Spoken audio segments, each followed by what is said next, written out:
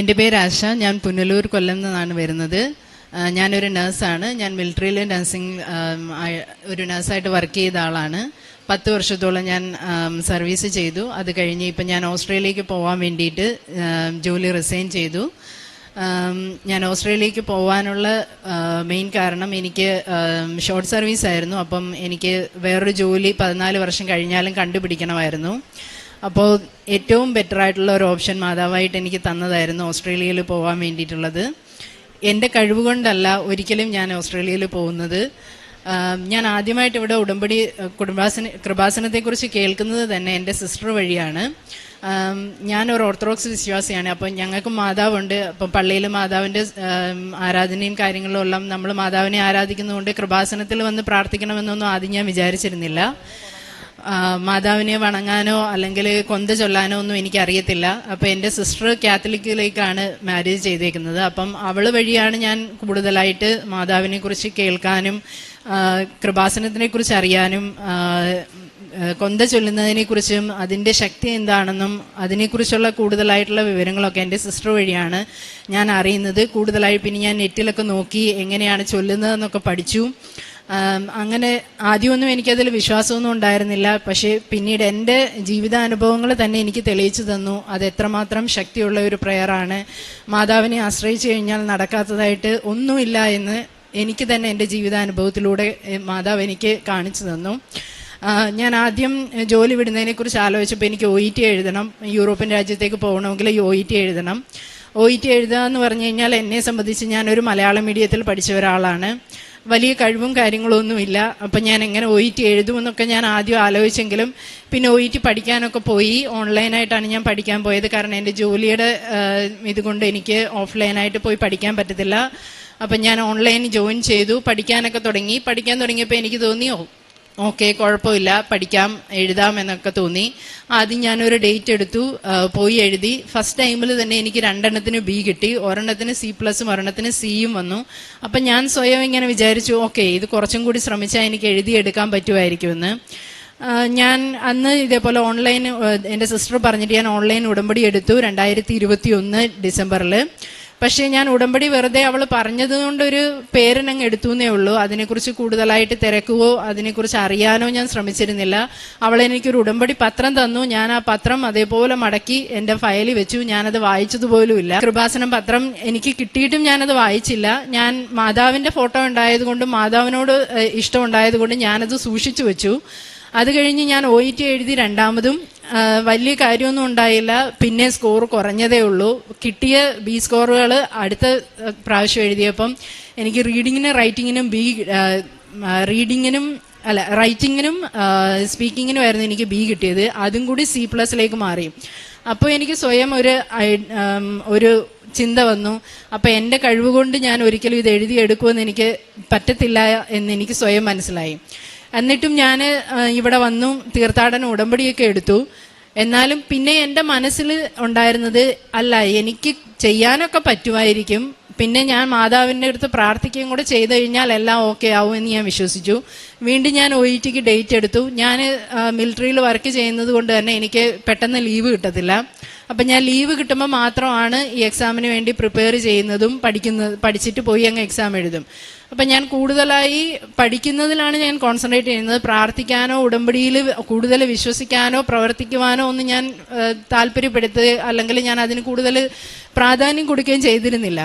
പിന്നെയും ഞാൻ എഴുതിക്കൊണ്ടിരുന്നു. പിന്നെ എനിക്ക് സ്വയം ഞാൻ ഇവിടുന്ന് സാക്ഷ്യങ്ങൾ കേൾക്കാനുള്ള ഒരു പ്രചോദനം എനിക്ക് കിട്ടി. അങ്ങനെ ഞാൻ എൻ്റെ സിസ്റ്റർ വഴിയാണെങ്കിലും പിന്നെ എൻ്റെ അമ്മ ഇവിടെ വന്ന് ഉടമ്പടി എടുത്തു. അപ്പം എല്ലാവരും പറഞ്ഞ് ഏറ്റവും അവർ തന്നെ എനിക്ക് സാക്ഷ്യം അയച്ചു തരാൻ തുടങ്ങിയപ്പോൾ ആദ്യമൊന്നും ഞാൻ കേൾക്കത്തില്ലായിരുന്നു. പിന്നീട് ഞാൻ ഒരു പ്രാവശ്യം ആക്സിഡൻ്റലി ഇവിടുന്ന് ഇങ്ങനെ ഫോൺ എന്തോ ചെയ്തുകൊണ്ടിരുന്നപ്പോൾ ഞാനിങ്ങനെ സാക്ഷ്യം കേട്ടു. ആ സാക്ഷ്യം എന്നെ വല്ലാതെ സ്ട്രൈക്ക് ചെയ്തു. അങ്ങനെ ഞാൻ സാക്ഷ്യങ്ങൾ കൂടുതൽ കേൾക്കാൻ തുടങ്ങിയപ്പോൾ എനിക്ക് ഇതിനെക്കുറിച്ച് ഉടമ്പടിയെക്കുറിച്ച് കൂടുതൽ സീരിയസ് ആയി ചിന്തിക്കാനും അതിനെക്കുറിച്ച് കൂടുതലായിട്ട് അറിയാനും മാതാവ് എനിക്ക് കൃപ തന്നു. പിന്നെ ഞാൻ കൂടുതലായിട്ട് പഠിക്കുന്നതിനേക്കാളും കൂടുതലായിട്ട് ദൈവാനുഗ്രഹം കൂടി ഉണ്ടാവണം എന്ന് സ്വയം ഞാൻ മനസ്സിലാക്കി. കൂടുതലായി ഉടമ്പടിയെ സീരിയസ് ആയിട്ട് എടുത്ത് അത് പാലിക്കാനും അതിൽ കൂടുതൽ ഇൻട്രസ്റ്റ് എടുക്കാനും തുടങ്ങി. പ്രാർത്ഥിക്കുക എന്ന് പറയുന്നത് ഞാൻ വിചാരിച്ചിരുന്നത് ഓക്കെ എല്ലാ ദിവസവും നമ്മൾ പ്രാർത്ഥിക്കുന്നതല്ലേ എന്ന് വിചാരിച്ച് ഞാൻ ഒരു നേർച്ച പോലെ ചെയ്യുന്ന ഒരു കാര്യമായിട്ടാണ് ഞാൻ പ്രാർത്ഥിക്കുന്നത്. പിന്നെയാണ് ഞാൻ കൂടുതലായിട്ട് ആത്മാർത്ഥമായി പ്രാർത്ഥിക്കാനും ആത്മാർത്ഥമായി കൊന്ത ചെല്ലാനും ഒക്കെ തുടങ്ങി. പിന്നെ ഞാൻ എപ്പം ഡേറ്റ് എടുക്കണം, എങ്ങനെ ഡേറ്റ് എടുക്കണം എന്ന് ഞാൻ സ്വയം തീരുമാനിക്കുമായിരുന്നു ആദ്യമൊക്കെ. പിന്നെ ഞാൻ പ്രാർത്ഥിച്ച് മാതാവിനോട് തന്നെ ഞാൻ ചോദിച്ചു, മാതാവേ, ഞാൻ എവിടെ എക്സാം സെൻറ്റർ എടുക്കണം, എന്ന് എഴുതണം, എങ്ങനെ എഴുതണം, ഏത് ഡേറ്റ് എടുക്കണം, എനിക്ക് ലീവ് കിട്ടുന്ന അനുസരിച്ചൊക്കെ അത് നീ എനിക്ക് അറേഞ്ച് ചെയ്ത് തരണമെന്ന് ഞാൻ മാതാവിനോട് മുട്ടിപ്പായി പ്രാർത്ഥിച്ചു. അതനുസരിച്ച് തന്നെ എനിക്ക് ലീവിൻ്റെ സമയത്ത് എനിക്ക് ഡൽഹിയിൽ മാതാവ് തന്നെ, ഞാൻ ഇങ്ങനെ സെർച്ച് ചെയ്യുവാണ് ഏത് സെൻറ്റർ എടുക്കണം, എവിടെ എഴുതണം എന്നൊക്കെ. അതുവരെ ഞാൻ ലീവിന് വരുമ്പോൾ കൊല്ലത്തൊരു സെൻറ്ററിലാണ് പോയി എഴുതിക്കൊണ്ടിരുന്നത്. അപ്പോൾ ഇപ്രാവശ്യം മാതാവായിട്ട് എനിക്ക് കാണിച്ചു തന്നു, ഡൽഹിയിൽ എബക് എന്ന് പറയുന്ന ഒരു സെൻറ്റർ എനിക്ക് കാണിച്ചു തന്നു. ഞാൻ നോക്കിയപ്പം എനിക്ക് കൺവീനിയൻ്റ് ആയിട്ടുള്ള ഒരു ഡേറ്റും എനിക്ക് മാതാവ് കാണിച്ചു തന്നു. ഞാൻ അവിടെ ലീവ് ചോദിച്ചപ്പോൾ എനിക്ക് 2 ദിവസത്തെ ലീവ് തന്നു.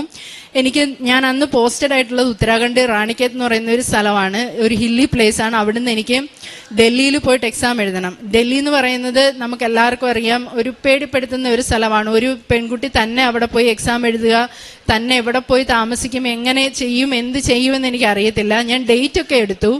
ഞാൻ എന്നും മാതാവിനോട് പ്രാർത്ഥിക്കും, മാതാവേ, നീ എനിക്ക് വേണ്ടിയിട്ട് ആരെങ്കിലും ഒരുക്കണമെന്ന്. വളരെ അത്ഭുതകരമായി ഞാൻ ഒരു ദിവസം ഡ്യൂട്ടി ചെയ്തുകൊണ്ടിരിക്കുമ്പോൾ ഒരു ഓഫീസർ, അയാൾ അദ്ദേഹത്തിൻ്റെ എന്തോ ഒരു ആവശ്യത്തിന് വേണ്ടി വന്നതാണ്. ഞാൻ എന്നും കണ്ടിട്ടുള്ളത്, പല പ്രാവശ്യം ഹോസ്പിറ്റലിൽ വന്നിട്ടുള്ളതും കണ്ടിട്ടുള്ളതുമാണ്. അന്ന് ആക്സിഡൻ്റ് ആയിട്ട് എന്നോട് വന്ന് വളരെ കാര്യമായി സംസാരിച്ചു. ഞാനപ്പോൾ ഇങ്ങനെ വിശേഷങ്ങളൊക്കെ ചോദിച്ചപ്പോൾ ഞാൻ സർവീസ് വിടുവാണ്, ഞാനിങ്ങനെ പുറത്തേക്ക് പോകാനൊക്കെ നോക്കുവാണ്, ഒരു എക്സാം എഴുതുന്നതിൻ്റെ കാര്യമുണ്ട് എന്ന് പറഞ്ഞപ്പോൾ ഞാൻ വളരെ ആദർശികമായി ഞാൻ ആ മനുഷ്യനോട് ചോദിച്ചു, എനിക്കിതേപോലെ ഡൽഹിയിൽ പോകണം, എനിക്ക് ആരെ അറിയത്തില്ല, ഞാൻ ആദ്യമായി ഒറ്റയ്ക്ക് അവിടെ പോകാൻ പോവുകയാണ്, എനിക്കവിടെ താമസിക്കാൻ സ്ഥലമൊന്ന് എവിടെയെങ്കിലും അറേഞ്ച് ചെയ്ത് തരാൻ പറ്റുമോ എന്ന് ചോദിച്ചപ്പം, എന്തിനാ മാഡം പേടിക്കുന്നത്, ഞാൻ അറേഞ്ച് ചെയ്ത് തരാം, എനിക്ക് ഒരുപാട് ആൾക്കാരെ അവിടെ അറിയാം, നമ്മുടെ തന്നെ ആർമിയുടെ ഗസ്റ്റ് ഹൗസുകൾ അവിടെ കിട്ടുമെന്ന് പറഞ്ഞ് വളരെ യാദർച്ഛികമായി എനിക്ക് ഒരു പൈസ പോലും ഞാൻ എൻ്റെ കയ്യിൽ നിന്ന് മുടക്കാതെ ഒരു ഫോൺ കോളിൽ എനിക്ക് താമസിക്കാനുള്ള സ്ഥലം ആ റെയിൽവേ സ്റ്റേഷനോട് അടുത്ത് തന്നെ എനിക്ക് കിട്ടാനായിട്ട് ഇടയായി. അതേപോലെ തന്നെ അവിടുന്ന് എങ്ങനെ എക്സാം സെൻറ്ററിലേക്ക് പോകുമെന്ന് എനിക്ക് അറിയത്തില്ല. രാവിലെ എക്സാം സെൻറ്ററിൽ ചെല്ലണം. അപ്പം അവിടുന്ന് തന്നെ എനിക്കൊരു ടാക്സി, ഞാൻ അവിടെ ചോദിച്ചതേ ഉള്ളൂ, അവർ തന്നെ ഇല്ല, ഇവിടെ ടാക്സി ഉണ്ട്, മാഡത്തിനെ രാവിലെ തന്നെ അവിടെ കൊണ്ടാക്കുമെന്ന് പറഞ്ഞു. 6:30-7 മണിക്ക് മുമ്പേ എന്നെ ടാക്സിയിൽ അവിടെ എക്സാം സെൻറ്ററിൽ എത്തിച്ചു. അതേപോലെ പ്രാർത്ഥിച്ച് ഒരുപാടായി മാതാവിനോട് ആശ്രയിച്ച് എനിക്ക് ആ എക്സാമിന് പോകാൻ വിശുദ്ധ വസ്തുക്കൾ യൂസ് ചെയ്തിട്ട് എക്സാം എഴുതാൻ തൈലം വെച്ചിട്ട് ഞാൻ കുരിശ് വരച്ച് പ്രാർത്ഥിച്ചു. തൊണ്ടയിലും നെറ്റിയിലും എല്ലാം ഞാൻ കുരിശ് വരച്ച് പ്രാർത്ഥിച്ചിട്ടാണ് എക്സാം സെൻറ്ററിൽ പോയത്. അതേപോലെ എനിക്ക് വേറെ സാധനങ്ങളൊന്നും എക്സാം സെൻറ്ററിൽ കേട്ടത്തില്ല. അതുകൊണ്ട് ഞാൻ ഉടമ്പടി ലോക്കറ്റ് എൻ്റെ കഴുത്തിലിട്ടു. എന്നിട്ട് ഞാൻ കുറച്ചൊരു നുള്ളു ഉപ്പെടുത്ത് ഞാൻ പൊതിഞ്ഞ് എൻ്റെ ഹോൾ ടിക്കറ്റിനകത്ത് കൊണ്ടുപോയി. എന്നിട്ട് ഞാൻ എക്സാം സെൻറ്ററിൽ ചെന്നിട്ട് ഞാൻ വളരെയധികം സങ്കടത്തോടെയാണ് പോയത്. കാരണം ഞാൻ 5ാമത്തെ പ്രാവശ്യമാണ് OET എഴുതാൻ പോകുന്നത്. ഞാൻ പല സാക്ഷ്യങ്ങളിലും കേട്ടതനുസരിച്ച് ഞാൻ ആ ഉപ്പ് കൊണ്ടുവന്ന എക്സാം സെൻറ്ററിൽ ഒരു ഒഴിഞ്ഞ ഭാഗത്ത് അവിടെ കുറച്ച് പൂന്തോട്ടമുണ്ട്. അപ്പം ഞാൻ അവിടെ കൊണ്ടിട്ടിട്ട് പ്രാർത്ഥിച്ചു, മാതാവേ, എൻ്റെ കഴിവ് കൊണ്ട് ഞാനിത് പാസ്സാവില്ല എന്ന് എനിക്ക് നന്നായിട്ടറിയാം, അപ്പോൾ നീ എനിക്ക് വേണ്ടി ഇതൊന്ന് എഴുതണം. ലിസണിങ് ആണ്, കേൾക്കുന്ന കാര്യം അപ്പം തന്നെ ഒരു ക്വസ്റ്റ്യൻ പേപ്പറുണ്ട്, അത് വായിക്കണം, അതിൻ്റെ ആൻസറുകൾ അതിനകത്ത് തന്നെ കൊടുത്തിട്ടുണ്ട്. അത് അവർ പറയും, ആ പാസേജ് ഇങ്ങനെ പറഞ്ഞു പോവും, ആൻസർ അതിനകത്തുണ്ട്, നമ്മളത് കേട്ട് മനസ്സിലാക്കുകയും അതിൻ്റെ കൂടെ തന്നെ അത് റീഡ് ചെയ്യുകയും ചെയ്യണം. എന്നിട്ട് വേണം ആൻസർ കറക്റ്റായിട്ടുള്ള ആൻസർ അതിനകത്ത് ബബിൾ ചെയ്യണം. അപ്പം ഞാൻ കേട്ടിട്ട് എനിക്ക് കൺഫ്യൂഷനാണ്, 2 ആൻസറിൽ ഏതാണ് എന്ന് എനിക്ക് കറക്റ്റായിട്ട് അറിയത്തില്ല. അപ്പം മാതാവിനെ ഞാൻ ഉടമ്പടി കാശുരൂപം പിടിച്ച് മാതാവിനോട് ഞാൻ പറഞ്ഞു, മാതാവേ, ഈ 2 ആൻസറിൽ ഏതാണ് ശരിയെന്ന് എനിക്കറിയത്തില്ല, പക്ഷേ നീ എനിക്ക് വേണ്ടിയിട്ട് ഇതൊന്ന് ബബിൾ ചെയ്യണം എന്ന് ഞാൻ പ്രാർത്ഥിച്ചു. മാതാവ് എനിക്ക് കാണിച്ചു തന്ന ആൻസറൊക്കെ ഞാൻ ബബിൾ ചെയ്തു. എക്സാം എഴുതി കഴിഞ്ഞ് ഞാൻ എൻ്റെ വീട്ടിൽ നിന്നും ഹസ്ബൻഡും ഒക്കെ വിളിച്ചപ്പോൾ ഞാൻ പറഞ്ഞു, എക്സാം എനിക്ക് ഭയങ്കര ടഫായിരുന്നു, പാസ്സാവുമോ എന്ന് എനിക്കറിയത്തില്ല, പക്ഷേ മാതാവ് ഉണ്ടെങ്കിൽ, മാതാവ് എഴുതിയിട്ടുണ്ടെങ്കിൽ എന്തായാലും ഞാൻ പാസ്സാവുമെന്ന് ഞാൻ ഉറപ്പിച്ച് വിശ്വസിച്ചു. ഞാൻ റൂമിൽ വന്ന് ഭയങ്കരമായിട്ട് വിഷമിച്ചു, കൊന്ത ചൊല്ലി പ്രാർത്ഥിച്ചു. പിന്നെ ഞാൻ അന്ന് തന്നെ തിരിച്ചു വന്നു, ഡ്യൂട്ടിക്ക് കയറി. തിരിച്ചു വന്നപ്പോൾ കൂട്ടുകാരൊക്കെ ചോദിച്ചു, എക്സാം എങ്ങനെയുണ്ടായിരുന്നു? ഞാൻ പറഞ്ഞു, ഭയങ്കര ടഫായിരുന്നു, എങ്ങനെയാവുമെന്ന് അറിയത്തില്ല, എന്തായാലും ഞാൻ മാതാവിൽ സമർപ്പിച്ചിട്ടുണ്ട് എന്ന് ഉറച്ചു വിശ്വസിച്ചു, പ്രാർത്ഥിച്ചു. എക്സാമിൻ്റെ റിസൾട്ട് വന്നു. ഞാൻ തന്നെ ഞെട്ടിപ്പോയി. 350 മാർക്കാണ് എനിക്ക് വേണ്ടത്, 390 മാർക്കാണ് എനിക്ക് ലിസണിങ്ങിന് മാതാവ് തന്നത്. അതേപോലെ സ്പീക്കിങ്ങും ഞാൻ എഴുതിയായിരുന്നു. സ്പീക്കിങ്ങിന് എനിക്ക് ഒരു പ്രാവശ്യം 350 മാർക്ക് കിട്ടിയതാണ്. പിന്നെ രണ്ടാമതൊക്കെ എഴുതിയപ്പോൾ എനിക്ക് 340 അങ്ങനെ മാർക്ക് കുറഞ്ഞു പോയി. പക്ഷേ പിന്നീട് ഞാൻ 5ാമത്തെ പ്രാവശ്യം എഴുതിയപ്പോൾ എനിക്ക് 300. അത് കറക്റ്റ്. അപ്പം ഞാൻ എപ്പോഴും വിചാരിക്കുമായിരുന്നു എനിക്ക് സംസാരിക്കാനൊക്കെ പറ്റും എന്ന് വിചാരിച്ചതിന് എനിക്ക് 350 മാർക്കും, എനിക്ക് ചെയ്യാൻ പറ്റില്ല എന്ന് ഞാൻ മാതാവിനെ പൂർണ്ണമായും ആശ്രയിച്ചതിന് എനിക്ക് 390 മാർക്കും കിട്ടി. എനിക്ക് OET പാസ്സാവാൻ കഴിഞ്ഞു. അപ്പോഴും എൻ്റെ മുന്നിൽ വേറൊരു കടമ്പയുണ്ട്. അത് ക്ലബിംഗ് സ്കോറാണ്. 2 വിഷയം ഞാൻ ആദ്യം എഴുതിയെടുത്തു, 2 വിഷയം ഇപ്പോൾ എഴുതിയെടുത്തു. ക്ലബിംഗ് വെച്ച് പോകാൻ പറ്റുന്ന സ്ഥലങ്ങൾ വളരെ കുറവാണ്. അപ്പം ആ സമയത്താണ് ന്യൂസിലൻഡിൻ്റെ റൂള് ചേഞ്ച് ആവുന്നത്. ക്ലബിങ്ങിൽ ന്യൂസിലൻഡിന് കയറി പോകാമെന്ന്. ന്യൂസിലൻഡ് എന്ന് പറയുന്നത് വളരെ ഡിഫിക്കൽട്ടായിട്ടുള്ള ഒരു കൺട്രിയാണ്. പ്രോസസ്സിങ് വളരെ ലോങ് ആണ്, ഒത്തിരി പൈസ ചിലവുണ്ട്. വളരെ ഈസി ആയിട്ട് CGFNS എന്ന് പറയുന്ന ഒരു പ്രോസസ്സിന് വേണ്ടിയിട്ട് ഞാൻ എൻ്റെ പേപ്പറുകൾ സബ്മിറ്റ് ചെയ്തു.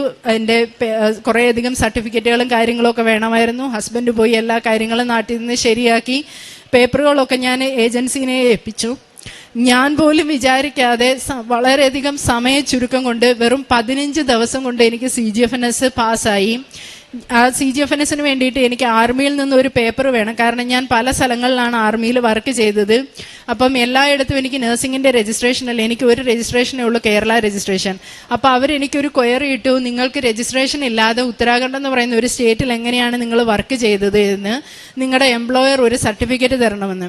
ഞാനിങ്ങനെ ആലോചിച്ചു, ഒരു പുറത്തുനിന്നുള്ള മെയിലും ആർമിയിൽ അക്സെപ്റ്റ് ചെയ്യത്തില്ല, കാരണം സെക്യൂരിറ്റി ഇഷ്യൂ ഉണ്ട്. ഞാൻ ഉടമ്പടി കാശുരൂപം മുറുകെ പിടിച്ചു. ഉടമ്പടി പ്രാർത്ഥന ചൊല്ലി, മെഴുകുതിരി കത്തിച്ച് ഞാൻ ഉടമ്പടി പ്രാർത്ഥന ചൊല്ലി ഞാൻ ഫയലും എടുത്തിട്ട് പോയി. ഞാൻ പ്രാർത്ഥിച്ചു, മാതാവേ നീ എനിക്ക് മുമ്പായി പോയിട്ട് അവിടെ ആളെ ഒരുക്കണം.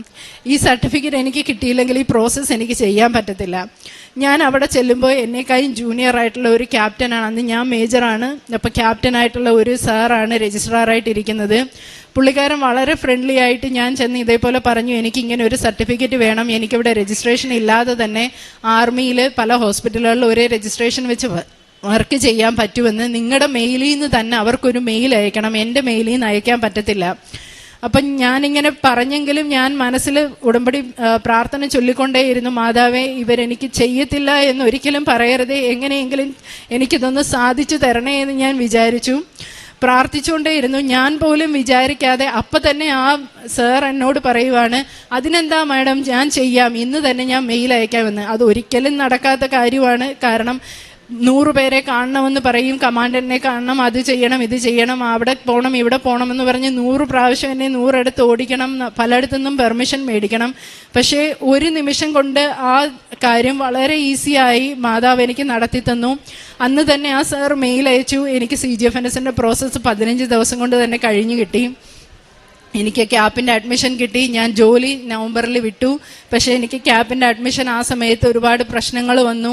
റൂളുകളൊക്കെ ചേഞ്ച് ആയതിൻ്റെ വഴിയായി ക്യാപ്പിൻ്റെ അഡ്മിഷൻ എനിക്ക് ഏപ്രിലാണ് കിട്ടിയത്. ക്യാപ്പ് എനിക്ക് ന്യൂസിലൻഡിൽ പോകാനുള്ള എല്ലാ കാര്യങ്ങളും മാതാവ് സമയ ചുരുക്കത്തിൽ അറേഞ്ച് ചെയ്ത് തന്നു. പോവാൻ കഴിഞ്ഞു. ക്യാപ്പിൻ്റെ രജിസ്ട്രേഷൻ കിട്ടി. അപ്പോൾ ഞാൻ ഉടമ്പടിയിൽ നിന്നും പ്രാർത്ഥനയിൽ നിന്നുമൊക്കെ കുറച്ച് പുറകോട്ട് പോകാൻ തുടങ്ങി. എല്ലാം കിട്ടിക്കഴിഞ്ഞപ്പോൾ ഞാൻ തന്നെ സ്വയം അഹങ്കരിക്കാൻ തുടങ്ങിയത് കൊണ്ടാവാം മാതാവ് എനിക്ക് അവിടെ വെച്ച് നല്ലൊരു പണി കാണിച്ചു തന്നു. അവിടെ ചെന്നപ്പോൾ റിസഷനായി, അവിടെ ആർക്കും ജോലി കിട്ടാതെയായി. ന്യൂസിലൻഡിൽ വളരെ അധികം വേക്കൻസി ഉള്ള ഒരു സമയമായിരുന്നു ആ സമയത്ത്. എന്നിട്ടും ഗവൺമെൻറ്റിന് പൈസയില്ല എന്ന് പറഞ്ഞ് എല്ലാ വേക്കൻസികളും അവർ ഫ്രീസ് ചെയ്തു. എനിക്ക് ജോലി കിട്ടിയില്ല. എൻ്റെ കൂടെ 28 പേരുണ്ടായിരുന്നു. അതിനകത്ത് ഒരാൾക്ക് മാത്രമാണ് വളരെ ആക്സിഡൻ്റിൽ ഈ ജോലി കിട്ടിയത്. ബാക്കി എല്ലാവരും നാട്ടിലേക്ക് തിരിച്ചു വന്നു. ഞാൻ നാട്ടിൽ തിരിച്ചു വരണോ എന്ത് ചെയ്യണമെന്ന് അറിയാതെ ഇരിക്കുമ്പോൾ എൻ്റെ മദറിനോടെ ഒരു സിസ്റ്ററുണ്ട്. പക്ഷേ അവർ വേറെ ഐലൻഡിലാണ്. ഞാൻ പോയത് നോർത്ത് ഐലൻഡിൽ ഓക്ലൻഡ് എന്ന് പറയുന്ന സ്ഥലത്താണ്. അവരുള്ളത് സൗത്ത് ഐലൻഡിലാണ്, ക്രൈസ്റ്റ് ചർച്ചിലാണ്. അപ്പോൾ എന്നോട് അവിടത്തേക്ക് പോകാൻ എൻ്റെ ഹസ്ബൻഡും വീട്ടുകാരും ഒക്കെ പറഞ്ഞു. ഞാനങ്ങനെ അവിടെ പോയി. അവിടെ നിൽക്കുമ്പോൾ ഞാൻ എല്ലാ ദിവസവും അപ്പോൾ എനിക്ക് സ്വയം മനസ്സിലായി എൻ്റെ കഴിവ് കൊണ്ടൊന്നും ആയിരുന്നില്ല ഞാനിവിടെ വന്നത്. പക്ഷെ ഞാൻ അഹങ്കരിച്ചത് കൊണ്ട് തന്നെ മാതാവ് എനിക്ക് കാണിച്ചു തന്നു, നിന്റെ കഴിവ് കൊണ്ട് ഒന്നുമല്ല നീ ഇവിടെ എത്തിയത് എന്ന്. അപ്പോൾ ഞാൻ വീണ്ടും തിരിച്ച് പ്രാർത്ഥനയിലേക്ക് വന്നു. കൂടുതലായി വചനം വായിക്കാനും പ്രാർത്ഥിക്കാനും തുടങ്ങി. അപ്പോൾ മാതാവ് എനിക്ക് വീണ്ടും വഴികൾ തുറന്നു തന്നു. അവിടെ ഒരു ജോബ് ഫെയർ വരുവാണ്, വളരെ പെട്ടെന്ന് ഇങ്ങനെ ഒരു ജോബ് ഫെയർ വരുന്നു എന്നും പറഞ്ഞൊരു ആഡ് കണ്ടു. എൻ്റെ ഹസ്ബൻഡ് എനിക്ക് അയച്ചു തന്നു. ഞാനും ഇങ്ങനെ ഓൺലൈനിലൊക്കെ കണ്ടു. ജോബ് ഫെയർ എന്താണെന്ന് എനിക്കറിയത്തില്ല. ഒരു കാര്യം മാത്രം അറിയാം, ഓസ്ട്രേലിയയിൽ നിന്നും പല സ്ഥലത്തു നിന്നുള്ള എംപ്ലോയേഴ്സ് വന്ന് ആൾക്കാരെ ചിലപ്പം സെലക്ട് ചെയ്യും, നമുക്ക് CV ഒക്കെ കൊടുക്കാം എന്നുള്ളൊരു ഓപ്ഷൻ ആണെന്ന് മനസ്സിലായി. പക്ഷേ വീണ്ടും ഫ്ലൈറ്റ് ടിക്കറ്റ് എടുത്ത് വീണ്ടും ഓക്ലൻഡിലേക്ക് പോകണം. ഫിനാൻഷ്യലി വളരെയധികം ബുദ്ധിമുട്ടുള്ള സമയമാണ്, കാരണം ക്യാപ്പിന് വേണ്ടിയിട്ടൊക്കെ ഒരുപാട് പൈസ ചിലവായി. അപ്പം ഞാനിങ്ങനെ വിചാരിച്ചു ഫ്ലൈറ്റ് ടിക്കറ്റ് എടുത്ത് വീണ്ടും അവിടെ പോകണോ, അറ്റൻഡ് ചെയ്യണോ എന്നൊക്കെ വിചാരിച്ചപ്പോൾ ഞാൻ കൂടുതലായി പ്രാർത്ഥിച്ചു മാതാവിനോട്, എന്ത് ചെയ്യണമെന്ന് എനിക്കൊരു മറുപടി നീ എനിക്ക് കാണിച്ചു തരണം, എനിക്കറിയത്തില്ല എന്ത് ചെയ്യണമെന്ന് ഞാൻ കൂടുതലായി പ്രാർത്ഥിച്ചു. മാതാവിൽ ഞാൻ കൂടുതലായിട്ട് ആശ്രയിച്ചു. ദൈവത്തോട് ഞാൻ ഒരുപാട് യാചിച്ചു. അതിൻ്റെ ഫലമായി മാതാവ് എനിക്ക് പലരും വഴിയായി കാണിച്ചു തന്നു. ഇല്ല, നീ ഈ ജോബ് ഫെയർ അറ്റൻഡ് ചെയ്യാൻ പോകണം എന്ന് തന്നെ കാണിച്ചു തന്നു. ഞാൻ വളരെ ഇതേപോലെ ഷോർട്ട് ഡേയ്സ് ആണ്, 5 days 6 days ഉണ്ടായിരുന്നുള്ളൂ. പെട്ടെന്ന് ടിക്കറ്റ് എടുത്തു. ടിക്കറ്റിനൊക്കെ കുറച്ച് പൈസയായി എങ്കിലും ജോബ് ഫെയർ അറ്റൻഡ് ചെയ്യാൻ പോയി. ജോബ് ഫെയർ ഇങ്ങനെ അറ്റൻഡ് ചെയ്തു. ഒരുപാട് ഓസ്ട്രേലിയയിൽ നിന്നുള്ള ആൾക്കാരുണ്ടായിരുന്നു. ഞാനിങ്ങനെ CV ഒക്കെ കൊടുത്തു. ഇങ്ങനെ പലയിടത്തു നിന്ന് അവർ വേക്കൻസീസ് ഉണ്ട്, വിളിക്കാമെന്ന് മാത്രം പറഞ്ഞു. അപ്പോൾ പെട്ടെന്ന് ഇങ്ങനെ ഒരിടത്ത് മാത്രം ഇങ്ങനെ അവരിങ്ങനെ അവരുടെ ഹോസ്പിറ്റലിനെ കുറിച്ചും കാര്യങ്ങളെക്കുറിച്ചൊക്കെ അനൗൺസ് ചെയ്യുക. അപ്പം ഞാനിങ്ങനെ അത് കേട്ടു. ഞാൻ ഇങ്ങനെ നടന്നു പോകുന്ന വഴിയിൽ അത് കേട്ടു. ഞാനിങ്ങനെ കേട്ടിട്ട് അവരൊരു പേപ്പർ ഇങ്ങനെ തരുന്നുണ്ട്, 8 വർഷത്തിൽ കൂടുതൽ ക്രിട്ടിക്കൽ എക്സ്പീരിയൻസ് ഉള്ളവർക്ക് ഇതിനകത്ത് പേരെഴുതാമെന്നും പറഞ്ഞ് ഞാനും ആ ലിസ്റ്റിൽ പേരെഴുതി. പക്ഷേ എനിക്ക് അപ്പോഴും അറിയത്തില്ല അന്ന് വൈകിട്ട് അവരൊരു ഇൻ്റർവ്യൂ നടത്തുന്നു. അത് അവർ ആദ്യമേ പറഞ്ഞായിരുന്നു, എന്നിട്ടാണ് പേപ്പർ കൊടുത്തത്. പക്ഷെ ഞാൻ ആ പേപ്പറിൽ പേരെഴുതി ഞാൻ അടുത്ത സെൻറ്ററിലേക്ക് അങ്ങ് നടന്നുപോയി. എന്നിട്ടും മാതാവ് എന്നെ കൈവിട്ടില്ല എന്നുള്ളതാണ്. മാതാവ് ഏഞ്ചൽ എന്ന് പറയുന്ന ഒരു കുട്ടി, അവൾ എൻ്റെ കൂടെ തന്നെ ക്യാപ്പ് പഠിച്ചാണ്. ഞങ്ങൾ എല്ലാ ഫ്രണ്ട്സും അന്ന് അവിടെ വന്നിട്ടുണ്ടായിരുന്നു. അവൾ എന്നോട് ഇങ്ങോട്ട് വന്ന് പറയുവാണ്, ചേച്ചി ക്രിട്ടിക്കൽ കെയർ എക്സ്പീരിയൻസ് ഉള്ളവർക്ക് വേണ്ടിയിട്ട് ഇന്ന് 4 മണിക്ക് ഇൻ്റർവ്യൂ ഉണ്ടെന്ന് പറഞ്ഞല്ലോ, ചേച്ചി അറ്റൻഡ് ചെയ്യുന്നില്ലേന്ന്. അപ്പം ഞാൻ ചോദിച്ചു, എവിടെയാ ഇൻ്റർവ്യൂ, ഞാൻ അറിഞ്ഞില്ലല്ലോ, ഒരു ലിസ്റ്റിൽ പേരെഴുതാൻ പറഞ്ഞു, ഞാൻ എഴുതി കൊടുത്തിട്ടുണ്ട്, പക്ഷേ അവരോട് എന്നോട് ഇൻ്റർവ്യൂ ഉണ്ടെന്ന് പറഞ്ഞില്ല എന്ന് പറഞ്ഞു. ഞാൻ അന്നേരം വീണ്ടും ആ സെൻറ്ററിൽ അവിടെ തിരിച്ചു നിന്ന് ചോദിച്ചപ്പോൾ എന്നോട് പറഞ്ഞു, അതെ ഇന്ന് ഇൻ്റർവ്യൂ ഉണ്ട്, നിങ്ങൾക്ക് അറ്റൻഡ് ചെയ്യാൻ താല്പര്യമുണ്ടോ എന്ന് ചോദിച്ചു. ഞാൻ അറ്റൻഡ് ചെയ്യാൻ താല്പര്യമുണ്ടെന്ന് പറഞ്ഞു. അന്ന് അപ്പോൾ എനിക്ക് ഈവനിങ് ഫ്ലൈറ്റാണ് അന്ന് തന്നെ എനിക്ക് തിരിച്ച് ഫ്ലൈറ്റ് പോകണം. സമയം നഷ്ടപ്പെടുത്താതെ എനിക്ക് മാതാവായിട്ട് അവരോട് സംസാരിച്ചതിൻ്റെ ഞാൻ ചെന്ന് അവരോട് റിക്വസ്റ്റ് ചെയ്തു, എനിക്ക് ഇതേപോലെ ഈവനിങ് ഫ്ലൈറ്റ് ഉണ്ട്, എനിക്ക് പോകാൻ പറ്റണം. ഫ്ലൈറ്റ് എനിക്ക് 5 മണിക്കാണ്, 4 മണിക്കാണ് ഇൻ്റർവ്യൂ. അവിടുന്ന് എനിക്ക് 1 മണിക്കൂർ കൂടുതൽ എടുക്കുക, എനിക്ക് എയർപോർട്ടിൽ ചെല്ലണം, ചെക്ക് ഇൻ ചെയ്യണം. അപ്പോൾ എനിക്ക് ഫ്ലൈറ്റ് മിസ്സാവും. അപ്പം ഒന്നാമത് പൈസയില്ല, രണ്ടാമത് വീണ്ടും ഫ്ലൈറ്റ് ടിക്കറ്റ് ക്യാൻസൽ ചെയ്തിട്ട് എടുക്കാമെന്ന് പറഞ്ഞാൽ പൈസ പോവും. അത് പെട്ടെന്ന് എടുത്ത ടിക്കറ്റാണ്, ക്യാൻസൽ ചെയ്താൽ മുഴുവൻ പൈസയും പോവും. ഞാൻ മാതാവിനെ വിളിച്ചു, മാതാവിൻ്റെ കാശുരൂപം മുറുകെ പിടിച്ച് പ്രാർത്ഥിച്ചു, മാതാവേ എനിക്കൊരു വഴി കാണിച്ചു തരണം, ഈ ഫ്ലൈറ്റ് ക്യാൻസൽ ആകാതെ അത് നഷ്ടപ്പെടാതെ തന്നെ എനിക്ക് തിരിച്ചു പോകാനായിട്ട് നീ എന്തെങ്കിലും കാണിച്ചു തരണമെന്ന് പ്രാർത്ഥിച്ചു. അതേപോലെ തന്നെ ഞാൻ അവരോട് ചുമ്മാതൊന്ന് പോയി ചോദിച്ചതാണ്, എനിക്ക് ഇൻ്റർവ്യൂ ഒന്ന് കുറച്ചുകൂടി നേരത്തെ ആക്കി തരാമോ? ആ ശരി, ഇപ്പം തന്നെ നീ ഇവിടെ ഇരിക്കും, നിന്നോട് കുറച്ച് ക്വസ്റ്റ്യൻസ് ചോദിക്കാമെന്ന് പറഞ്ഞു. വെറുതെ ഞാൻ കയറി ചെന്നതാണ് ചോദിക്കാൻ വേണ്ടിയിട്ട്. എന്നെ അവിടെ ഇരുത്തി അവർ 4-5 ക്വസ്റ്റ്യൻ ചോദിച്ചു.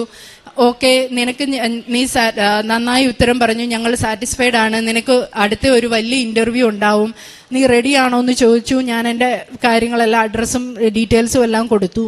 എനിക്ക് പെട്ടെന്ന് തന്നെ 2-3 ദിവസത്തിനുള്ളിൽ സെപ്റ്റംബർ 6-ാം തീയതി ഇൻ്റർവ്യൂ കിട്ടി.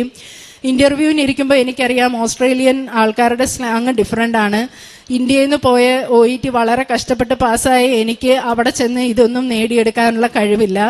ഞാൻ മാതാവിൻ്റെ കാശുരൂപം പിടിച്ചു, ഉപ്പും തേനും ഒക്കെ ഞാൻ നാവിൽ തേച്ചു, കാശുരൂപം മുറുകെ പിടിച്ചു, തൈലം നെറ്റിയിലും കുരിശു വരച്ചു, നാവിൽ കുരിശു വരച്ചു, എന്നിട്ട് ചെവിയിൽ ഞാൻ കുരിശു വരച്ചു. എന്നിട്ട് ഞാൻ മാതാവിനെ ഒരു ചെയറും കൂടി ഞാൻ ഇരിക്കുന്നതിൻ്റെ തൊട്ടപ്പുറത്ത് ഒരു ചെയറും കൂടി മാതാവിന് ഇട്ടിട്ട് മാതാവിൻ്റെ ഫോട്ടോ അവിടെ ഞാൻ എടുത്തു വെച്ചു. എന്നിട്ട് മാതാവിനോട് പറഞ്ഞു, അമ്മേ ഞാൻ ഈ അറ്റൻഡ് ചെയ്യാൻ പോകുന്ന ഇൻ്റർവ്യൂവിൽ ഇവർ ചോദിക്കുന്ന കാര്യങ്ങളൊന്നും വ്യക്തമായി ഒരു പക്ഷേ എനിക്ക് മനസ്സിലാക്കാൻ പറ്റുമോ എന്ന് പോലും എനിക്കറിയത്തില്ല, എങ്ങനെ ആൻസർ പറയുമെന്നും എനിക്കറിയത്തില്ല. പക്ഷേ നീ എനിക്ക് വേണ്ടിയിട്ടൊന്ന് സംസാരിക്കണം, അവർ ചോദിക്കുന്നതെല്ലാം എനിക്ക് വളരെ വ്യക്തമാക്കി തരണമെന്ന് ഞാൻ പ്രാർത്ഥിച്ചു. മാതാവിൻ്റെ കാശുരൂപം പിടിച്ചിരുന്നു. വളരെയധികം ടെൻഷനുള്ള ഒരാളാണ് ഞാൻ ഒരാളോട് സംസാരിക്കാൻ വേണ്ടിയിട്ട്. എത്ര കൂളായിട്ട് ഞാൻ ആ ഇൻ്റർവ്യൂ അറ്റൻഡ് ചെയ്തു എന്ന് എനിക്ക് തന്നെ വളരെയധികം അത്ഭുതമായി പോയി. ഞാൻ വളരെ ഈസിയായി ചിരിച്ച് വളരെ പ്ലസൻ്റായി അവരോട് എനിക്ക് എല്ലാ കാര്യങ്ങളും സംസാരിക്കാനും അവർ പറയുന്ന കാര്യങ്ങളെല്ലാം വളരെ വ്യക്തമായിട്ട് എനിക്ക് മനസ്സിലാക്കാനും ആൻസർ ചെയ്യാനും പറ്റി. അത് എൻ്റെ കഴിവുകൊണ്ടല്ല, ഒരിക്കലും മാതാവ് എനിക്ക് വേണ്ടിയിട്ട് സംസാരിച്ചതാണ്. എൻ്റെ നാവിലെല്ലാ ആൻസറുകളും ഇങ്ങനെ പറഞ്ഞു തരുമായിരുന്നു. വളരെ ഫ്ലുവൻ്റായിട്ട് എനിക്ക് സംസാരിക്കാൻ കഴിഞ്ഞു. അവർ വളരെയധികം ഹാപ്പിയായി. ഞാൻ നിങ്ങളെ കോണ്ടാക്റ്റ് ചെയ്യാമെന്ന് പറഞ്ഞു. പിന്നെ ഒരു മാസമായിട്ട് ഇവർ കോണ്ടാക്റ്റ് ചെയ്യുന്നില്ല. ഞാൻ ഇവർക്ക് ഇടയ്ക്കിടയ്ക്ക് മെയിൽ അയക്കുന്നുണ്ട്. അറിയിക്കാമെന്ന് പറഞ്ഞപ്പോൾ പിന്നെ എൻ്റെ പ്രതീക്ഷകൾ നശിക്കാൻ തുടങ്ങി. പക്ഷേ ആ നേരത്ത് ഞാൻ പ്രാർത്ഥിച്ചുകൊണ്ടേയിരുന്നു. കൂടുതലായിട്ട് വേദപുസ്തകം വായിക്കാൻ തുടങ്ങി. പല പല വചനങ്ങൾ എന്നെ സ്ട്രൈക്ക് ചെയ്തു. നമുക്ക് വേണ്ടിയിട്ട് എല്ലാം ഒരുക്കുന്ന, നമ്മുടെ കഴിവിനേക്കായും അപ്പുറമായി നമ്മളെ വഴി നടത്തുന്ന ദൈവമുണ്ട് എന്ന് എനിക്ക് ഓരോ ദിവസവും വചനങ്ങളിലൂടെ ദൈവം കാണിച്ചു തന്നു. പല പല ഇൻ്റർവ്യൂകൾ വേറെ എനിക്ക് കിട്ടാൻ തുടങ്ങി. വേറെ ആർക്കും ഇൻ്റർവ്യൂ കിട്ടുന്നില്ല. എൻ്റെ കൂട്ടുകാരെല്ലാവരും ജോലിക്ക് ശ്രമിച്ചുകൊണ്ടിരിക്കുന്നുണ്ട്. ഞങ്ങൾ 28 പേരുണ്ടായിരുന്നതിനകത്ത് കഷ്ടിച്ച് ഒരാൾക്കാണ് ജോലി കിട്ടിയത്. ബാക്കി എല്ലാവരും നാട്ടിലേക്ക് തിരിച്ചു വന്നു. ആർക്കും ഇൻ്റർവ്യൂ കിട്ടുന്നില്ല. വളരെയധികം അത്ഭുതകരമായി എനിക്ക് 2-3 ഇൻ്റർവ്യൂ കിട്ടി. എല്ലാ ഇൻ്റർവ്യൂവിലും എനിക്ക് പാസ്സാവാൻ കഴിഞ്ഞു. അവരൊക്കെ എന്നെ ജോലിക്ക് വിളിക്കാൻ തുടങ്ങി. അപ്പോഴും ഞാൻ മാതാവിനോട് പ്രാർത്ഥിച്ചു, മാതാവേ എനിക്ക് ഫാമിലിയായിട്ട് പോകണം. ഇവർക്ക് സ്കൂളിൽ, എൻ്റെ കുഞ്ഞുങ്ങൾക്ക് 5 വയസ്സാവാനാവുന്നുണ്ട്. അപ്പോൾ അവരെ സ്കൂളിൽ ചേർക്കാനൊക്കെ പറ്റുന്ന ഒരു സ്ഥലമായിരിക്കണം. എനിക്ക് ഓസ്ട്രേലിയ എന്ന് പറയുന്ന സ്ഥലം അറിയത്തില്ല. അവിടെ എങ്ങനെയുണ്ട് ഫെസിലിറ്റി, കാര്യങ്ങളൊന്നും അറിയത്തില്ല. അപ്പം ഞാൻ മാതാവിനോട് പറഞ്ഞു, എനിക്ക് ഏറ്റവും അനുയോജ്യമായ ഒരു സ്ഥലത്ത് എൻ്റെ ഫാമിലിക്ക് പോകാൻ പറ്റുന്ന ഒരു അനുയോജ്യമായ സ്ഥലം നീ എനിക്ക് ഒരുക്കണമെന്ന് ഞാൻ ഒരുപാട് പ്രാർത്ഥിച്ചു. അതനുസരിച്ച് എനിക്ക് ഓസ്ട്രേലിയയിലെ നല്ലൊരു സ്ഥലത്ത് തന്നെ ഇന്ന് എനിക്ക് ജോലിയായി. ഞാൻ 27-ാം തീയതി പോകാൻ വേണ്ടി ടിക്കറ്റുമായിട്ടാണ് ഇന്ന് ഞാനിവിടെ വന്നത്. ആദ്യമായി അറ്റൻഡ് ചെയ്ത ഇൻ്റർവ്യൂ, ഞാൻ മാതാവിനോട് പ്രാർത്ഥിച്ച് ആദ്യമായി അറ്റൻഡ് ചെയ്ത ഇൻ്റർവ്യൂവിൽ ആണ് എനിക്ക് ജോലിക്ക് ഞാൻ ഇപ്പോൾ പോകാൻ പോകുന്നത്. അത് കഴിഞ്ഞ് ഞാൻ അറ്റൻഡ് ചെയ്ത 2-3 ഇൻ്റർവ്യൂ ഉണ്ടായിരുന്നു. പക്ഷേ അതിനേക്കായും നല്ല ഒരു സ്ഥലമാണ് ഇപ്പം ഞാൻ ഈ സെലക്ട്, അത് മാതാവ് തന്നെ എനിക്ക് സെലക്ട് ചെയ്ത് കാണിച്ചു തന്ന സ്ഥലത്താണ് ഞാനിപ്പം പോകുന്നത്. മിലിസെൻ്റ്, സൗത്ത് ഓസ്ട്രേലിയ ആണ്. വളരെ കുഴപ്പമില്ലാത്ത ഒരു നല്ല സ്ഥലത്ത് തന്നെ മാതാവ് എന്നെ കൊണ്ടെത്തിക്കുവാണ്. 27-ാം തീയതിയാണ് ഞങ്ങൾ ഫാമിലിയായിട്ട് ഇവിടുന്ന് പോകാനിരിക്കുന്നത്. പിന്നെ വേറെ ഒരു സാക്ഷ്യം എന്ന് പറയുന്നത്, എൻ്റെ മകന് സംസാരിക്കാനായിട്ട് കുറച്ച് ഡിഫിക്കൽട്ടീസ് ഉണ്ടായിരുന്നു. അവർ ട്വിൻസാണ്, ഒരു മോനും ഒരു മോളുമാണ്. 1.5-2 വയസ്സായിട്ട് അവന് സംസാരിക്കുന്നതിന് ബുദ്ധിമുട്ടുണ്ടായിരുന്നു. അപ്പം ഞങ്ങൾ എപ്പോഴും വളരെയധികം പ്രാർത്ഥിക്കുമായിരുന്നു, മാതാവേ അവന് സംസാരിക്കാനുള്ള ബുദ്ധിമുട്ട് എന്താണെന്ന് അറിയത്തില്ല. ഇപ്പം ഞങ്ങൾ ചെവിയുടെ ഡോക്ടറെ കാണിച്ചു. അപ്പം ചെവിക്ക് കുഴപ്പമൊന്നുമില്ല, അവന് ബുദ്ധിപരമായിട്ടുള്ള ഡിഫിക്കൽട്ടി തന്നെയാണ് എന്ന് പറഞ്ഞു. 3 വയസ്സായിട്ടും സംസാരിച്ചില്ലെങ്കിൽ പിന്നെ ട്രീറ്റ്മെൻറ്റൊക്കെ എടുക്കാം, അവൻ സംസാരിക്കുമായിരിക്കും, കുറച്ച് ഡിലേ ഉള്ളൂ എന്നൊക്കെ പറഞ്ഞു. പക്ഷെ ഞാൻ അവന് എന്നും ഹസ്ബൻഡിനോട്, ഞാനപ്പം ജോലിയിലാണ്, അപ്പം ഹസ്ബൻഡിൻ്റെ കൂടെ അവർ നാട്ടിലാണ്. അപ്പം ഞാൻ ഹസ്ബൻഡിനോട് പറയും, അവൻ എന്നും തൈലവും തേനും കൊടുക്കാൻ പറയും. ഞാൻ മുട്ടിപ്പായി മാതാവിനോട് എന്നും പ്രാർത്ഥിക്കും, മാതാവേ അവൻ വളരെയധികം വ്യക്തമായി സംസാരിക്കുന്നത് കേൾക്കാൻ എനിക്ക് കഴിയണേ എന്ന്. അവൻ സംസാരിച്ചപ്പോൾ എൻ്റെ മകൾ സംസാരിക്കുന്നതിനേക്കായും വ്യക്തമായി വളരെയധികം സെൻറ്റൻസോ, വളരെ കംപ്ലീറ്റ് സെൻറ്റൻസോ ആയിട്ടാണ് അവൻ സംസാരിച്ചു തുടങ്ങിയത്. അവൻ്റെ ഡെവലപ്മെൻ്റൽ ഡിലേ എന്ന് പറഞ്ഞ കാര്യം ഒന്നുമില്ല എന്ന് മാതാവ് എനിക്ക് തെളിയിച്ചു തന്നു. ഞാൻ എൻ്റെ കഴിവിൽ ആശ്രയിച്ചിടത്തൊന്നും ഞാൻ ഒരിക്കലും വിജയിച്ചിട്ടില്ല. അപ്പോൾ എനിക്ക് മനസ്സിലായത്, ഞാൻ എൻ്റെ കഴിവ് കൊണ്ടല്ല എങ്ങും എത്തിച്ചേർന്നത്, എന്നും എത്തിച്ചേരുന്നതും മാതാവിൻ്റെ ആശ്രയം, മാതാവിൻ്റെ വലിയ അനുഗ്രഹം കൊണ്ട് മാത്രമാണ്. എൻ്റെ എല്ലാ കാര്യങ്ങളും ഞാനിപ്പോൾ മാതാവിനോടാണ് ആദ്യം ചോദിക്കുന്നത്, അമ്മേ ഞാൻ എന്ത് ചെയ്യണമെന്ന്. എനിക്ക് പല പല സാഹചര്യങ്ങളിൽ എന്തെങ്കിലും ഒരു അസുഖം വന്നാലും, എവിടെയെങ്കിലും പോകണമെങ്കിലും എന്ത് കാര്യം എനിക്ക് തീരുമാനമെടുക്കാൻ പറ്റാത്തപ്പോൾ ഞാൻ മാതാവിനോട് പറയും, അമ്മേ എനിക്ക് വേണ്ടിയിട്ട് ഒരു വഴി കാണിച്ചു തരണമെന്ന്. അപ്പോൾ തന്നെ മാതാവ് എനിക്ക് വേണ്ടിയിട്ട് ആരെയെങ്കിലും ഒരുക്കും. എവിടെ എന്ത് കാര്യത്തിനാണെങ്കിലും ഞാൻ വിഷമിക്കുന്ന കാര്യം മാതാവിനോട് പറയും, അമ്മേ എനിക്കിതിനൊരു വഴി കാണിച്ചു തരണമെന്ന് പറയുമ്പോൾ ഞാൻ പ്രതീക്ഷിക്കുന്നതിനപ്പുറമായി എന്നെ വഴി നടത്തുന്നുണ്ട്. എൻ്റെ ഫാമിലി ലൈഫിലാണെങ്കിൽ ഞങ്ങൾക്ക് കൂടുതലായി പ്രാർത്ഥിക്കുവാനും ദൈവത്തോട് കൂടുതലായിട്ട് അടുക്കുവാനും ഒക്കെ ഇടയായി. കാരുണ്യപ്രവർത്തികളായിട്ട് ഞങ്ങൾ ഞങ്ങളുടെ അടുത്തുള്ള അനാഥാലയങ്ങൾ സന്ദർശിക്കുവാനും അവിടെ ഫിനാൻഷ്യലായിട്ടും ഫുഡ് വാങ്ങിച്ചുകൊണ്ട് കൊടുക്കാൻ, അവർക്ക് ആവശ്യമുള്ള റേഷൻ കാര്യങ്ങൾ, ഡ്രസ്സുകളൊക്കെ അവരെ കൊണ്ടു കൊടുക്കാനും, അവരെ ചെന്ന് കാണാനും, ഉടമ്പടി പത്രവും ഇവിടുന്ന് ഉടമ്പടി കാശുരൂപമൊക്കെ വാങ്ങിച്ച് അവിടെ സുഖമില്ലാത്ത രോഗികൾക്കൊക്കെ കൊണ്ടു കൊടുക്കാനൊക്കെ ആയിട്ട് എനിക്ക് സാധിച്ചു. കൂടുതലായിട്ട് പണ്ടും ഞാൻ മറ്റുള്ളവരെ ഹെൽപ്പ് ചെയ്യുമായിരുന്നു. എങ്കിലും ഉടമ്പടിയിൽ വന്നതിന് ശേഷം കൂടുതലായിട്ട് അത് മാതാവിൻ്റെ അനുഗ്രഹത്തോടെ കൂടുതലായിട്ട് അത് ചെയ്യാനുള്ള മനസ്സും കരുണയും ആ ഒരു അത് ചെയ്യാൻ നമുക്ക് മാതാവിൻ്റെ ഒരു അനുഗ്രഹം നന്നായി കിട്ടി എന്ന് എനിക്ക് പറയാൻ കഴിയും. പിന്നെ പണ്ടൊക്കെ പ്രാർത്ഥിക്കാനായിട്ട് ഞാൻ എപ്പോഴും വിചാരിക്കാം കുറച്ച് കഴിഞ്ഞിട്ട് ചെയ്യാം, അല്ലെങ്കിൽ ഇന്ന് പ്രാർത്ഥിച്ചില്ലെങ്കിലും കുഴപ്പമില്ല എന്ന് വിചാരിക്കുമായിരുന്നു. പക്ഷേ ഇപ്പോൾ എല്ലാ ദിവസവും പ്രാർത്ഥിക്കാതെ എനിക്ക് ഉറങ്ങാൻ തോന്നാറില്ല. എത്ര ഉറക്കം വന്നാലും പിന്നെ ഞാൻ കുത്തിയിരുന്ന് 1 മണിക്കൂറെങ്കിലും നന്നായി വേദപുസ്തകം വായിച്ച് പ്രാർത്ഥിച്ചിട്ട് കിടക്കാനായിട്ട് മാതാവ് എന്നെ സഹായിക്കുന്നുണ്ട്. 2 മണിക്കോ 3 മണിക്കോ ഒക്കെ ഉറക്കത്തിൽ നിന്ന് പെട്ടെന്ന് ഉണരുമ്പോഴാണെങ്കിലും എണ്ണീറ്റ് വളരെയധികം നന്നായി പേഴ്സണൽ പ്രെയർ ചെയ്യാനായിട്ട് മാതാവിൻ്റെ അനുഗ്രഹം എനിക്കിന്ന് കിട്ടിയിട്ടുണ്ട്. അങ്ങനെ എല്ലാ കാര്യത്തിലും വളരെയധികം മാതാവിനെ അനുഗ്രഹിച്ചു എന്ന് തന്നെ എനിക്ക് പറയാം. ഞാൻ പറയും, ഞാൻ പത്രം കൊടുക്കുമ്പോഴാണെങ്കിലും എല്ലാവരോടും ഞാൻ എൻ്റെതായ സാക്ഷ്യങ്ങളാണ് പറയുന്നത്. പലരും എന്നോട് ചോദിച്ചിട്ടുണ്ട് ഇതൊക്കെ സത്യമാണോ എന്ന്. അപ്പം ഞാൻ പറഞ്ഞ ഒരു കാര്യമേ ഉള്ളൂ, എൻ്റെ കാര്യത്തിലെല്ലാം സത്യമാണ്. അവിടെ ചെന്ന് നിങ്ങൾക്ക് കേൾക്കാവും, ഈ പത്രത്തിൽ കൊടുത്തിരിക്കുന്ന എല്ലാവരും അവനവൻ്റേതായ സാക്ഷ്യങ്ങളാണ് പറഞ്ഞിരിക്കുന്നത്. നിങ്ങൾ ഒരു വട്ടം അവിടെ പോയി നോക്കണം, നിങ്ങളുടേതായ സാക്ഷ്യങ്ങൾ നിങ്ങൾക്ക് പറയാൻ മാതാവ് ഒരുക്കും എന്ന് ഞാൻ എല്ലാവരോടും പറയാൻ എനിക്ക് ഇന്ന് ധൈര്യത്തോടെ പറയാൻ കഴിയുന്നുണ്ട്. പലർക്കും ഇവിടെ വരാനുള്ള വഴി എങ്ങനെയാണ് എന്നൊക്കെ എനിക്ക് പറഞ്ഞു കൊടുക്കാനും, പുനലൂരിൽ നിന്നൊരു ബസ്സുണ്ട്, ഇന്ന ബസ്സിൽ കയറിയാൽ ഇവിടെ എത്തും. അപ്പം ചിലരൊക്കെ പറയും ഇവിടെ ഒത്തിരി പൈസ ചിലവല്ലേ എന്നൊക്കെ അറിയാത്തത് കൊണ്ട് അവർ ചോദിക്കുമ്പോൾ, അല്ല, ഇവിടുത്തെ കാര്യങ്ങളെക്കുറിച്ചെല്ലാം വ്യക്തമായി പറഞ്ഞു കൊടുക്കാനും എന്താണ് ഉടമ്പടി എന്ന് പറഞ്ഞു കൊടുക്കാനും നമ്മളെ തന്നെ നന്നാക്കാനുള്ള ഒരു കാര്യമാണ് ഉടമ്പടി എന്നുള്ള കാര്യം അവരെ പറഞ്ഞ് മനസ്സിലാക്കാനൊക്കെ എനിക്ക് ദൈവിക കൃപ കിട്ടി. എല്ലാത്തിനും മാതാവിനും തിരുക്കുമാരനും 1000 നന്ദി.